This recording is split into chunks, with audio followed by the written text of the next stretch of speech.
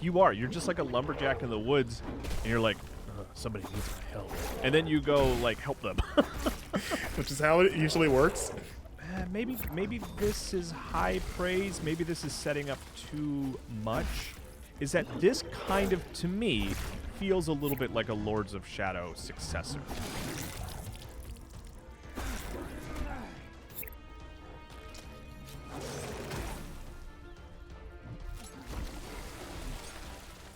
Hey there, welcome to New Gameplay. Today, I am Kyle Hilliard, here with Game Informer. We're back, and of course, I'm joined by Stewart. Hey, the replay crew's back together. That's right, this is the first video I think you and I have done together since the return of Game Informer, isn't it? Yeah. It is, yeah, look at us. Who would have thought? Yeah, who'd have thought? truly, who would have thought? It's still a wild thing. But hey, this isn't about Game Informer. This is about Blades of Fire. A game that is coming out May 22nd on PC and consoles, Xbox and PlayStation, Xbox Series X and PlayStation 5 specifically. This is the next game from Mercury Steam. Marcus, how do you feel about Mercury Steam? What do you think of those folks? I'm a pretty big MercurySteam fan, primarily because, I think they're best known for their licensed work because they made the Castlevania Lords of Shadow series, of which, there's 3 games in there. I like 2 of them quite a bit. Yes. And in particular, I like one of them a lot. Yeah. I don't know how you feel about it, but I love the first Lords of Shadow. Yeah, I'm with you. The first Lord of Shadow is an awesome game. But they also made those the most recent 2D Metroid games. They did that Metroid 2 remake, Samus Returns on 3DS, and then they're most recently did Metroid Dread, which I think is a fantastic game. Yeah, I love Metroid Dread. Yeah. So yeah, MercurySteam A-OK in my book. Yeah, no, I'm a big fan. After Lords of Shadow, they really, truly became a developer that I was like, whatever you guys are doing, I'm going to at least pay attention. Exactly. Yeah. Maybe this is high praise. Maybe this is setting up too much, especially for someone like me, and I think you, Marcus, who really likes Lords of Shadow, is that this kind of, to me, feels a little bit like a Lords of Shadow successor. This feels like the game that, you played Lords of Shadow and you're like, this is really great. I'm very curious to see what these guys do with like an original idea, an original property. And this feels like that more than like Space Lords to me, because it's like, fantasy, kind of like, I don't know, German sort of inspired kind of like fantasy, I guess you could say. And you're playing as this guy, Aaron, and he's this like big, chunky, muscular dude, and he also is kind of soft-spoken. He's got like Gabriel. It's like even just like his hair and everything. Like he's Gabriel coded a little bit. Yeah. Like if Gabriel retired in the woods from Lords of Shadow, to be clear. Yeah. Like if Gabriel Belmont retired in the woods and became a lumberjack, it's this guy. Yeah, that's kind of, and it just sort of feels like that. I don't know if that was like an intentional thing from them, but like, yeah, I mean, I've skipped past the opening to just kind of get to some gameplay, but like the game opens with like you're just like a lumberjack in the woods, and you're like, somebody needs my help, and then you go like help them, which is how it usually works. Yeah, and then you're like there's this abbot, and he dies, and he has this kid with him. And the kid brings you, what is it called? A relic of the Forger's Age, one of the 7 hammers that forged the world. And you kind of pick it up, and you get taken to this like hellscape where you can kind of like build a sword. And they're like, "Hey, you're a guy. You're this guy now." And you just wake up the next morning, and you're like, "Hey, kid, we gotta go kill the queen." And that's like the setup of the game. You're just like this dude in the woods that decided to help this abbot in trouble. And then you have this mythic anvil, and you're like, well, we got to go kill the queen now. And it's just, I don't know, it worked for me. I liked it. Yeah, I can't, we played a press build, so I don't know if there's more setup or context than that in the full game. But yeah, it's just like, I guess this guy's just a really good blacksmith, and he's just got god blacksmithing powers, and he just is forging his own weapons of destiny to go murk this queen. Because he does not like the queen.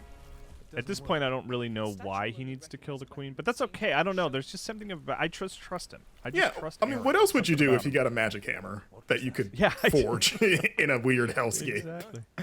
Yeah. So the other thing, that's the setup, which is engaging. But the other thing we need to talk about, Marcus, is the combat. Is like, if you're watching the footage, you might just kind of be like, yeah, you hit a button and you swing your sword. Looks pretty familiar. But the sort of the unique thing here is each of the 4 face buttons attacks from a different direction.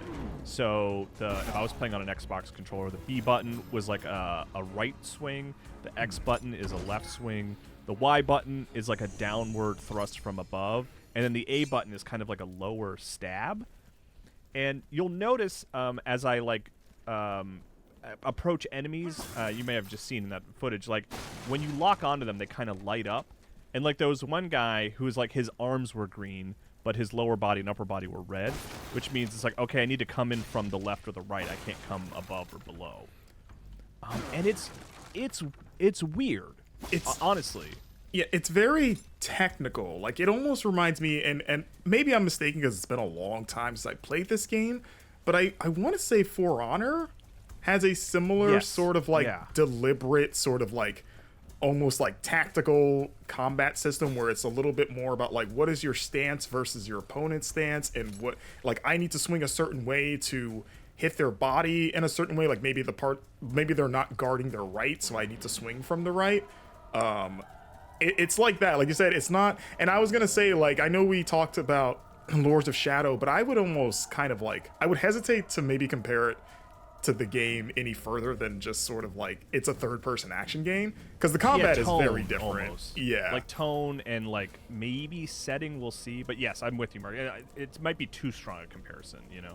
Yeah, because Lord of Shadow is a lot more just like a little faster pace, a little bit more sort of like, I don't want to say mindless hack and slash, but compared to this, yes, where this is a lot more like, you just said, reading your opponents. You know, it's like there's 4 attack buttons, so you're basically trying to break your opponent's guard, and then even your weapons have like different stances. Where like the sword, you can toggle between, you can do stabbing attacks or you can do slash attacks, and that makes a difference based on the enemy's armor type or just like whatever they're sort of like wielding. But it's like it's stabbing this guy might not be as good if or as opposed to slashing a guy, which I think is really interesting. And by the way, I'm not going to beat this troll right now. We will get back to him, I promise. But this is like a first sort of skill check with that troll. So we'll get back to him, I promise. But yeah, very very deliberate combat. Like Aaron, depending on the weapon he has, I kind of have a shorter, faster sword there, so I'm swinging pretty quickly. But like, you can also have like hammers that you swing really slowly. You take these big, wild swings and stuff like that. And a lot of committing to animations too. As far as I can tell, you cannot cancel out. So if you swing and someone's coming at you faster, then you're just going to eat it pretty much. So a lot of commitment to your attacks. Yeah, and there's definitely. I mean, it's a 2025 action game. There is From inspiration. There's plenty of From inspiration. Yeah, and by that you mean Souls. Like from Souls. software. From software. Sorry, yeah. I mean, I'm not ready to call this a Soulslike or anything, but like every combat scenario is a specific encounter that you got to think through, right? In Souls games, you can't really, I mean, you can sprint past everybody, but it takes a long time to get to a point when you're just sort of like taking out a bunch of enemies in a row. Yeah, and it's got the Soul-style checkpointing of you're finding these anvils that you have to activate that serve as more or less bonfires, in the way that like if you rest at them, it respawns all the enemies, and every time you die, you go back. But that's about the extent of it. Like, you're not losing experience points or anything like that and having to go collect anything when you die. It's just that every time you save, everybody comes back to life pretty much. Yeah, and you also have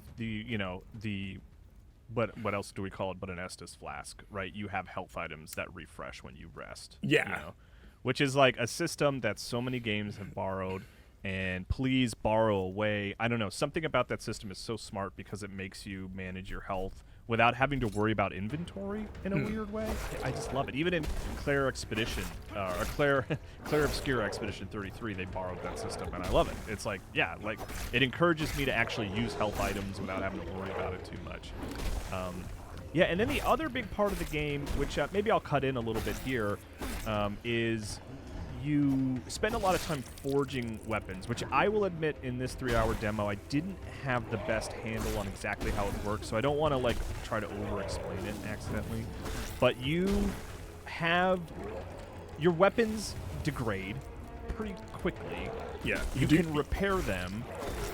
You can sort of like sharpen them mid-fight, almost kind of like Monster Hunter style. Yeah.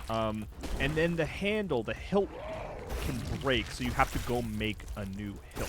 And like when you do that, there's actually like a mini game where you're sort of pounding out metal, trying to like flatten a sword to the best of your ability. And it's interesting, and it's different. But I did find that when I got stuck on a boss like this, where I was struggling quite a bit, I was going through a lot of weapons. Yeah, I was gonna ask how you felt about the forge thing, because it gets pretty dense pretty quickly, because when you're forging a weapon from scratch, you're choosing the style of blade in terms of the shape of it, and it all has different stats tied to it. Of like, oh, maybe this hits harder, but it's slower, so you're kind of making decisions about like your play style, but you're like the blade, the hilt, the type of metal, like they all feed into like just different overall stats. And I know you're not a big loot guy, so it's like, yeah, I didn't know if you would like how you felt about getting into all that, because I know you're generally someone that's like, just give me a good weapon and I'll just go in there. I don't want to have to deal with numbers, because it is a lot of number crunching for the weapon forging. I mean, this I think you will at least be able to find weapons you like and just kind of keep rebuilding them. You know what I mean? Sure, just repair them. Seems that way. Improve them too. Yeah. Oh, which by the way, one thing we did, you mentioned that you're not losing experience when you die in the same way you do in a Souls game. You do lose your weapon. Yes. So you actually do. You have to like run back and get your weapon. Yeah, and it's like, the weapon you were using when you died. So whatever you had currently equipped, not because you usually have 2 weapons at a time, but whatever you were actively using is the one that gets dropped. I also want to point out here, you'll see he kind of gets stunned here, and depending on you can hold down each of the attack buttons to do a stronger attack, and in that instance where that boss gets like stunned, you can actually choose like which like limb you want to sever in that moment. Like you can choose to get its right arm off, which I did last time, or you can choose to take off its left arm, which I did this time because then it lost its club, but it does change its attack patterns. Yeah, if that makes sense. Right, so it can get really specific. And then one of the reasons I was successful, spoiler alert, I am successful in this attempt, is that I did something I didn't realize you could do when it got stunned. I just didn't assume that it would work that way. I thought I could only cut off its limbs. Mm-hmm. But if you hold down the Y button, you can in fact cut off its head. Oh, I didn't know that. I did not cut off his head. I didn't know you could do that. It just, for some reason, I just didn't assume you could do that. Oh, he's still going. Yeah, and so this like makes it hard in a different way, because then he's just sort of flailing wildly, right? Which is a different challenge, right? Like you can get rid of its right arm, or you can get rid of its club, or you can get rid of its head. It's pretty cool. Yeah, like I was kind of surprised by that. It's giving me PTSD from the Sekiro Great Ape fight. Oh yes, yeah, absolutely. I think we should. Yeah, that was. Oh no, I was gonna mention we keep seeing him, the little guy that's hanging out with you, him, our buddy there. That's Adso. Yeah, which another point of reference for this game is contemporary God of War to me. It feels a little bit like, you know, the recent God of Wars, and Adso kind of reminds me of Atreus in a way, where he's like kind of with you and he can help you and he gives you lots of details and things like that. But the one thing I like, one thing you can do with him is like if you're finding him annoying, you can just send him away. Like there's a button, it's like right on the D-pad, and he'll just like go somewhere safe and not talk to you. Yeah, sometimes you have to. Yeah, sometimes you have to do it because like he's not a fighter, he's just a scholar, and his whole role is like, hey, you know, the more enemies you fight, the more I can like get a look at them and I can draw them, and it basically like creates like I think like a lore entry or something, but he'll always be shouting out like, "Hey, I drew this guy," and then Aaron's like, "Great." But then but sometimes he'll find certain artifacts that he knows a lot about, and he'll be like, "Hey, you need to send me back home so I can like study this, otherwise you won't like unlock, I guess, like this entry or maybe an item." So you do have to send him away sometimes and then call him back, and then he'll be like, "Okay, I have something to say about this. I've had time to read up on it." Yeah, it's cool. I like him. I also just generally like the look of this game. I think it looks cool, and like in the same way that Lords of Shadow is like these big chunky sort of Unreal, characters with lots of like. I mean, this sounds negative when I say over-designed. I don't mean to say like that negatively, but they just have a lot of stuff on them, right? They've got a almost kind of like, I guess now nostalgic at this point, sort of like Xbox 360, PS3, Yes. third-person action game kind of vibe. Like I said, the bulky proportions and stuff, where it's like, oh, you don't really see games look like this anymore, and I'm kind of digging it because of it feels like it's been a while, I guess. I don't know.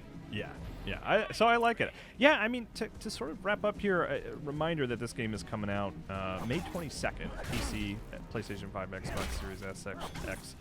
I'm excited for this. I really like Mercury Steam a lot. I'm rooting for them.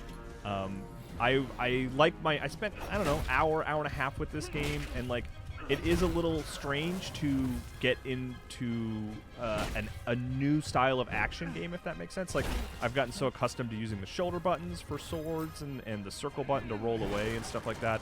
It's odd to have 4 attacks on the face buttons, and you can dodge with the left bumper. But I'm intrigued by it. How do you feel about it, Marcus? You spent some time with it too.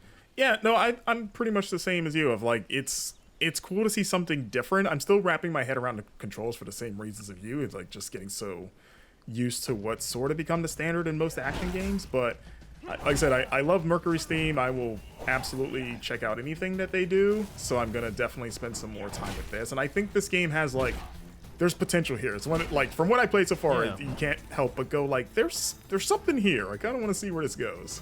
Yeah, like I need to spend more time with the forging. I don't like, I want to understand that better, and there's nuance to the combat that I haven't grasped yet, but I want to, Yeah. So for sure. Yeah. But yeah, Blades of Fire. Yeah, thanks for joining me, Marcus. I appreciate you taking the look with me. Yeah, thanks for having me.